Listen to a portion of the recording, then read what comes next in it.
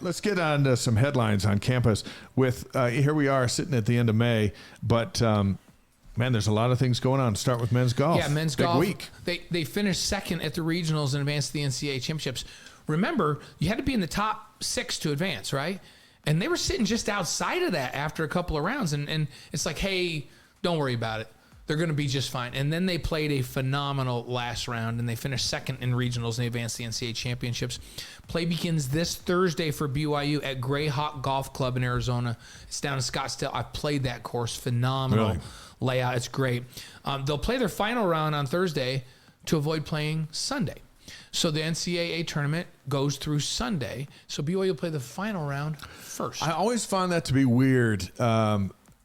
Because it can really help you or it can really hurt you, especially if all of a sudden the day you're out there, the weather's terrible. Right. And they've had that happen to them before. It could be an advantage because it could be great on Thursday. And you shoot lights out and the pressure's on everyone else. Yeah, and so it could reverse. But you're right. There's been a couple of other times when they have it now. BYU's last national championship in golf was in 1981, my freshman year. Let's get another one. Let's go get one. Let's get one. So men's basketball, BYU's going to play Fresno State on Friday night, December 1st at the Delta Center in Salt Lake City. That's when Christmas Around the World moves into the Marriott Center. So the Bulldogs and the Cougars in Salt Lake. And then 9 days later, BYU's back up there to play the Utes on December 9th. It's kind of one of the home aways from home as we go up there and have a great time. And doesn't it just seem right to call it the Delta Center again? Yeah, I feel that's the place of our youth. It's just, and when the Jazz were playing in the NBA Finals, wasn't it the Delta Center? Yeah. Yeah, it just feels right for it to be the Delta Center again. Jake Wallin just got back from his mission. He went out as a BYU signee, and he signed with Utah this week. So there's a crowded roster in Provo. They've done a lot of work in the portal, and we might see some more roster shuffling. And here's one of them. Yep, that's right. And we don't know all the behind the scenes on that one. Well, we know a little, but we won't get that much into it. And sometimes there's more to it than just, he wanted to go someplace else. There's a lot that goes into that. And there's a lot of numbers games that you have to play to fill a roster. And you know what? BYU's got a complicating factor that very few places, well, almost nowhere deals with. And that is trying to figure out the numbers going in and going out and then factor missions into that. And now add the transfer portal into that. And add the Big 12 into that. Well, and then add this. Add that we're still recovering from the COVID year when everybody got an extra year. It's difficult to be at a regular old place with no missionaries going in and out, let alone be at a place right now. And I know that every sport has had to deal with that, try to figure that out. And they're going to be beyond that. And they'll always have the mission thing, but they're not going to have the COVID thing to complicate it as well here in another year. So track and field's got a big week. The men and women, they have 64 combined entries into the NCAA West preliminary meet in Sacramento.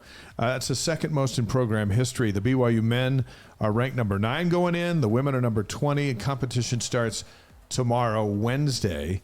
And you know what? When you have 64 entries, you have an opportunity to get so many into the championships, like Texas often does, that you can win the championship. Right. So this is a big week in Sacramento. The rankings don't always translate to how well you do. It's about depth and places and points, right? Yeah. And so, sometimes you can finish a lot higher than 9 or 20. With that many entries, I will not be surprised if they finish higher than those two national rankings. Fantastic. So how about softball? BYU finished in second place at the National Invitational Softball Tournament in Fort Collins. They had a shot to win it. They were leading 7-4 with 2 outs in the top of the 7th. Dang it. Come on. It's so hard to get that third out. And Iowa went on a 5-run rally, and they ended up winning 9-7. So they went 3-1 in the tournament. They finished 35-17. They give Gordon Eakins his 800th career victory. He's been on the show, and congratulations. Yeah, congratulations. That is an amazing number. All 800 at BYU. Yep. And guess what? Softball's now in the Big 12. Big 12. They're done. They're in the Big 12 now. So baseball news, we congratulate departing third baseman Austin Deming today named the WCC Co-Player of the Year. So a team that took 7th place, Co-Player of the Year. That's how good he was. He also won the league's Triple Crown. He batted .418, drove in 66 runs, hit 19 home runs. He was on Sports Nation this morning with Cole Gamble. We had a great conversation. You can see it at BYUSN.com. It looked like at times this season he was hitting softballs up there. It was just so easy for him. Yeah. He Anything made it in the look strike easy. zone, and he had 24 doubles. Yeah. Just all over the place. Cooper Vest, a sophomore who's going to be a big piece of the Big 12 for BYU. Second team, Gamble, relief pitcher Boston Mabius, honorable mention, and Luke Anderson, outstanding at second base, all freshman team. So Vest, Anderson, Mabius, those will be big pieces next year. Right. So Cougs finished 24-28. Trent Pratt's first full season, because remember, he took over partway through the season last year. Yeah. His first full season as head coach. Up next for them is the Big 12. Speaking of the Big 12, and I got a question for you, and we talked about it today on Sports Nation.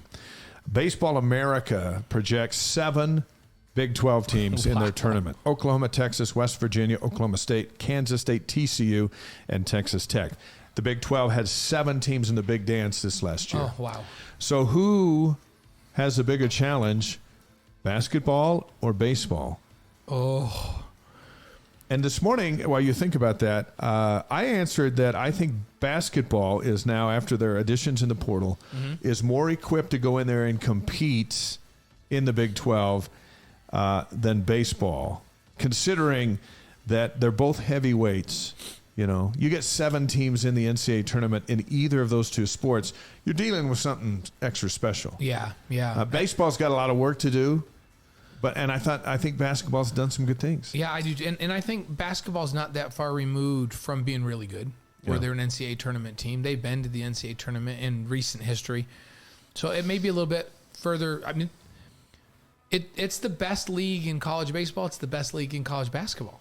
That's. Yeah. And you could argue the SEC in baseball too, right? Right, they're pretty good. But in basketball, there's no doubt it's the best basketball league in the country. Not even close. If you added, as long as you still have Texas and Oklahoma, but if you combine, let's say, baseball, basketball, football, women's basketball, those 4 combined, is the Big 12 not the best, most competitive conference in America?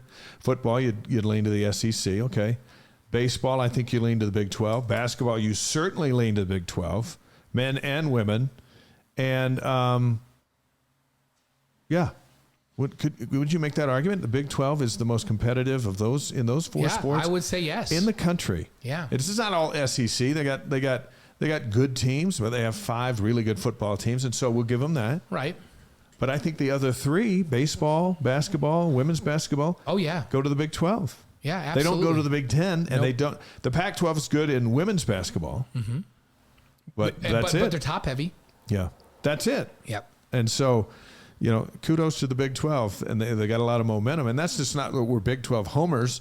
It's the facts. You throw in those 4 sports, and where do you go? You're throwing track and field, and you're including Texas and BYU. Yeah. You got to go Big 12. Yeah, and cross country. Yeah. You're throwing soccer, a women's perennial soccer? national championship contender and other I'm telling you, and women's soccer. Yeah, it's a great league. There's no question about it. So. Speaking